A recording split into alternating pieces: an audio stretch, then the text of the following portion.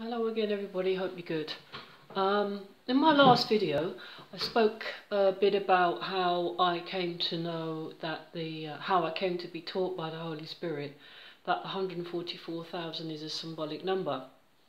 And I mentioned in that video that I did keep a bit stum about it. I realised at the end of the day, what was the point of speaking to individual brothers and sisters? I'd spoken to a couple of sisters and I'd been advised, you know, not to say anything, otherwise I would get disfellowshipped. And, you know, I took that sister's advice. But I did think, well, this information really needs to go global. This information had been taught me by the Holy Spirit. And really, it needed to come from the top. It needed to come from the so-called governing body. So, although I didn't go and speak to different brothers and sisters about it, I made a public comment in the Watchtower. But before that, I put my thoughts down in pen and paper. 5 different subjects, very brief outlines. The first one being on the 144,000, a symbolic number. And when the circuit overseer came to visit, I gave these pieces of paper to him. I worked along with him one time out in the door-to-door work. We had a brief discussion on a scriptural point that I felt the organisation hadn't got quite right. And I gave him my writings. At the very next meeting, he handed them back to me. He hadn't read them.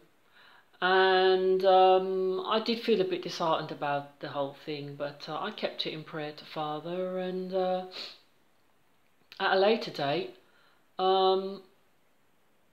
probably within a matter of months, I moved house. And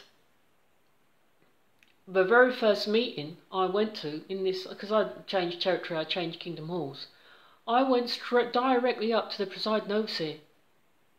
I took him to one side and I said, do you know what, listen, I just do not believe this 144,000 teaching anymore.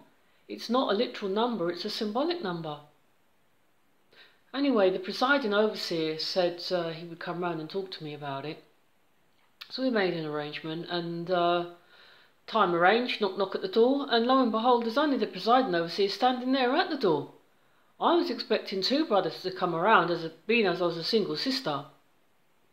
So I let it go. He came in and sat down in my kitchen and we're talking, and before we even started talking, he sat down at my kitchen table, and his words to me I will never forget. He said to me, tell me what you see.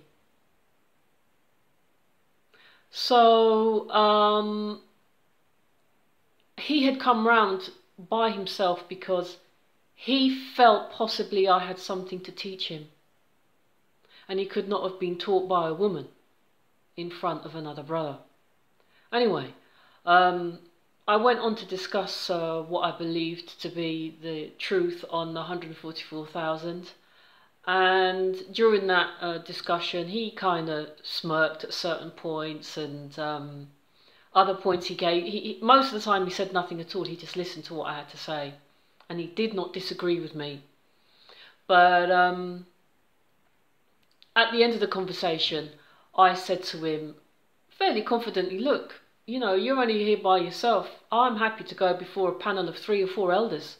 You know, let them question me on this doctrine, and let them prove my reasonings wrong.